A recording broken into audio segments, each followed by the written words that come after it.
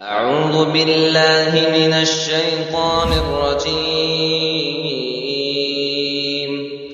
بسم الله الرحمن الرحيم.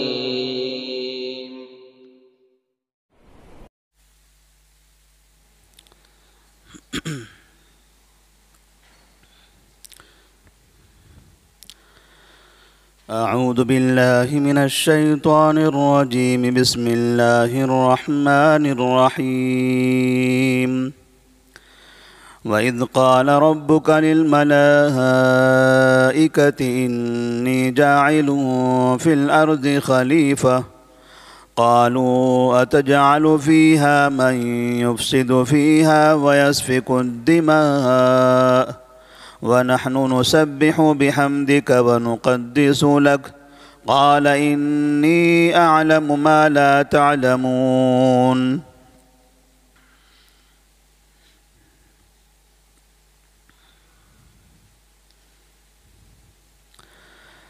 اللہ تبارک و تعالی نے سورۃ البقرہ کی آیت نمبر 30 میں انسانوں کی ابتدا کا تذکرہ فرمایا ہے.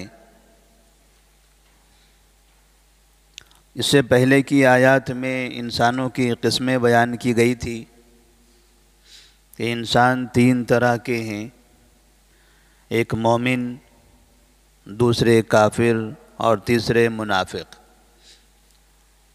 اور ہر ایک کا انجام، ہر ایک کی عادتیں، ان کی اخلاق بتائے گئے تھے.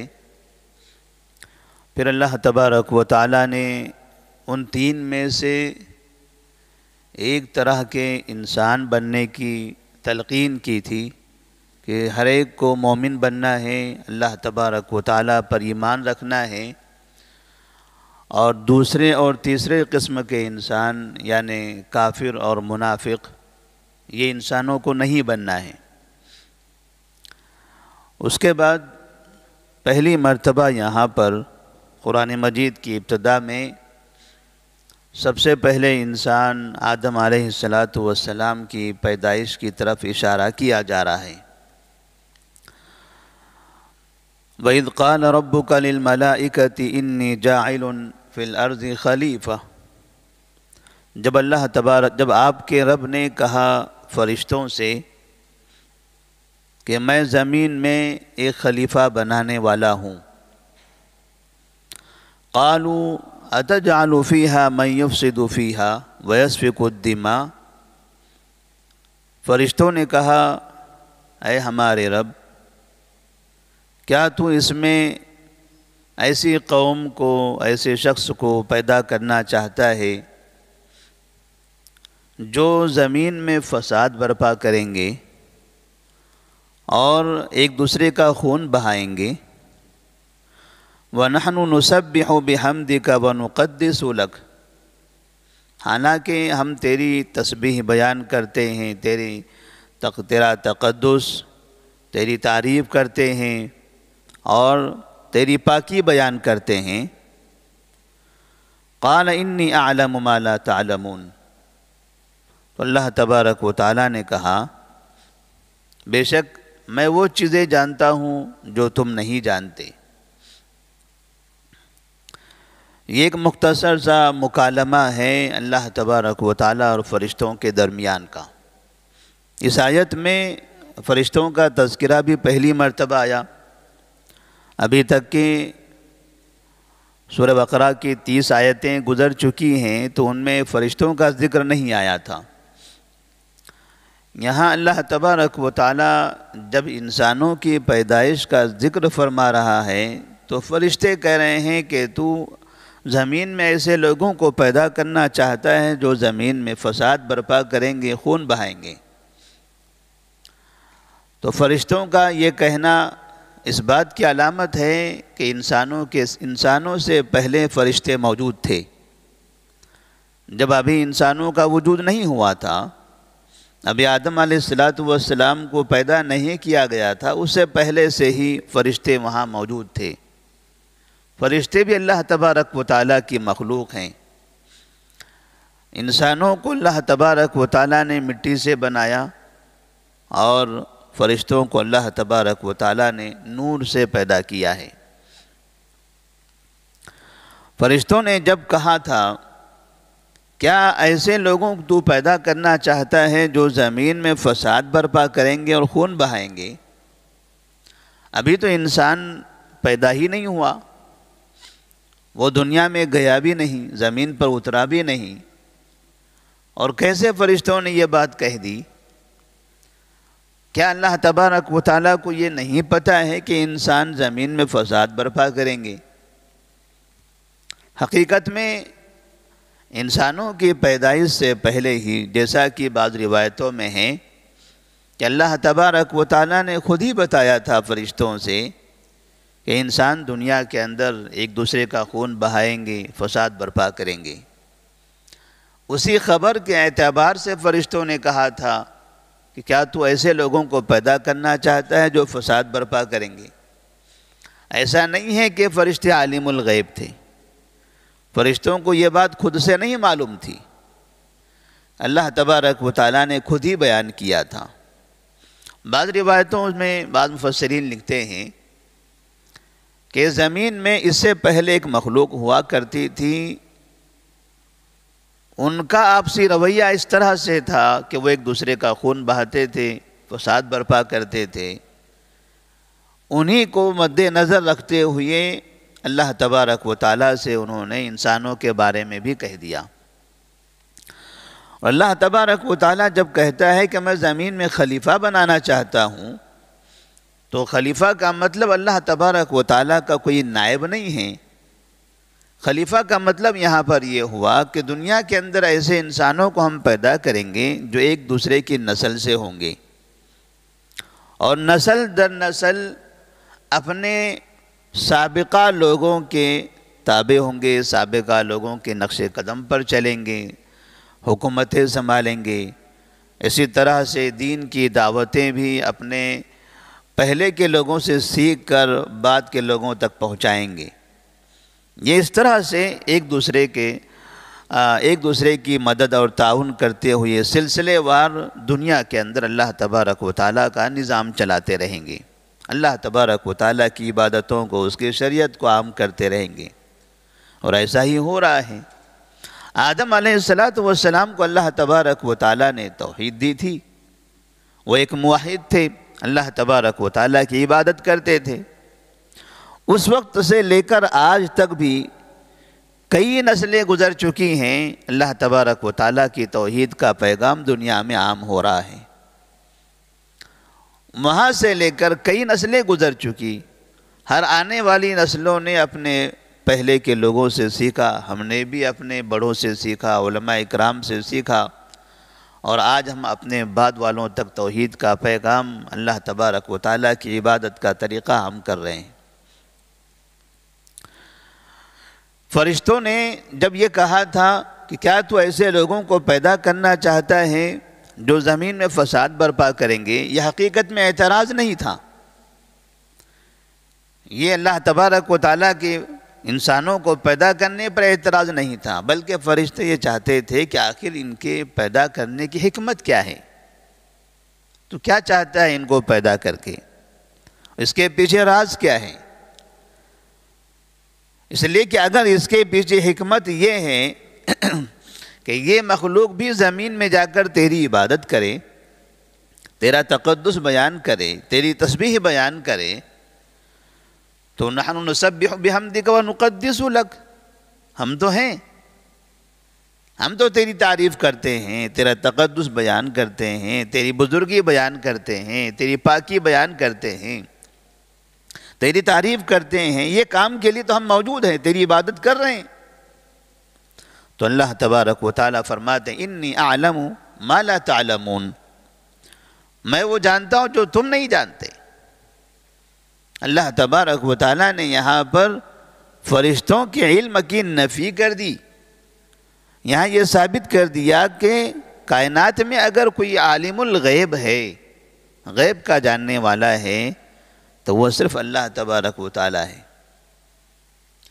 فرشتے اس مقام پر پہنچنے کے بعد بھی اللہ سے ہم کلام ہونے کے باوجود بھی، اللہ کے مقرب ہونے کے باوجود بھی وہ کائنات کے عالم الغیب نہیں ہیں۔ جب وہ مقرب فرشتے عالم الغیب نہیں ہیں تو پھر دوسرا کون ہے جو عالم الغیب ہو سکتا ہے؟ اس طرح سے یہاں سے یہ بھی ثابت ہوا کہ عالم الغیب صرف اور صرف اللہ تبارک و تعالی ہے۔ اللہ تبارک و تعالی نے آدم علیہ السلام کی پیدائش کر دی، آدم علیہ السلام کو بنایا۔ اس کے بعد فرشتوں کے سامنے جو مکالمہ ہوا آدم علیہ السلام کا اور فرشتوں کا، اور اس طرح سے ان کو پیدا کرنے کے بعد فرشتوں کے سامنے پیش کیا، اللہ تبارک و تعالیٰ کہتے ہیں وَعَلَّمَ آدَمَ الْأَسْمَاءَ كُلَّهَا۔ اللہ تبارک و تعالیٰ نے آدم علیہ السلام کو تمام چیزوں کے نام بتا دیے۔ ایک ایک چیز ان کے سامنے رکھی گئی، اس کا نام بتایا گیا۔ تقریباً بہت سی چیزیں ان کے سامنے آنے کے بعد جب ان کے ناموں کی پہچان ہو گئی، ثُمَّ عَرَضَهُمْ عَلَى الْمَلَائِكَةِ، پھر یہی چیزیں اللہ تبارک و تعالیٰ نے فرشتوں کے سامنے پیش کر دی۔ فَقَالَ أَنْبِئُونِي بِأَسْمَاءِ هَؤُلَاءِ، ان چیزوں کے آپ نام بتاؤ۔ ان کنتم صادقین، اگر تم سچے ہو اپنے اس دعوے میں، تم نے کہا کہ ہم کافی ہیں، یہ فساد برپا کریں گے، یہ خون بہائیں گے، انہیں پیدا کرنے کی کیا ضرورت ہے؟ تسبیح تو ہم بیان کر رہے ہیں، عبادت تو ہم کر ہی رہے ہیں۔ اللہ نے کہا تھا انی اعلم ما لا تعلمون، ان کو پیدا کرنے کے پیچھے بہت بڑی حکمت ہے۔ کائنات میں یہ لوگ ان کے اندر بھی انبیاء ہوں گے، شہداء ہوں گے، صالحین ہوں گے، بڑے بڑے اچھے انسان ہوں گے ان کے درمیان میں بھی، اور علم کے اندر، علم کے اعتبار سے یہ لوگ بھی اعلیٰ مقام پر فائز ہوں گے۔ اور ابھی امتحان ہو جائے۔ آدم علیہ السلام کو اللہ نے جب چند نام سکھا دیے، وہی چیزیں فرشتوں کے سامنے اللہ تبارک و تعالیٰ نے پیش کر دیا اور کہا انبئونی باسماء ہؤلاء، آپ مجھے ان کے نام بتائیے۔ قالوا سبحانک لا علم لنا الا ما علمتنا انک انت العلیم الحکیم۔ تو فرشتوں نے کہا اے اللہ تیری ذات پاک ہے، لا علم لنا، ہمارے پاس کوئی علم نہیں ہے، الا ما علمتنا، سوائے اس کے جو تو نے ہم کو سکھا دیا ہے۔ انک انت العلیم الحکیم، بے شک تو جاننے والا ہے، حکمت والا ہے، تو ہی جانتا ہے کائنات کی چیزیں، کائنات کو چلانے میں تو ہی حکیم ہے، کس کو کب پیدا کرنا ہے، کیوں پیدا کرنا ہے، وہ تو ہی بہتر جاننے والا ہے۔ فرشتوں نے بھی باقاعدہ اپنی زبان سے یہ کہہ دیا لا علم لنا الا ما علمتنا، ہمارے پاس بھی جو علم ہے وہ تیرا ہی دیا ہوا ہے، تو نے جو ہمیں علم دیا ہے وہ ہمارے پاس موجود ہے، ہماری اپنی جانب سے، اپنی طرف سے کوئی ہمارے پاس علم نہیں ہے۔ فرشتوں کا باقاعدہ یہ اعلان تھا، ایک عقیدہ تھا۔ جس طرح سے اللہ تبارک و تعالیٰ نے ابتدا میں یا ایھا الناس اعبدوا ربکم الذی خلقکم کہہ کر باقاعدہ توحید کی دعوت دی کہ اپنے اس رب کی عبادت کرو جس نے تم کو پیدا کیا ہے۔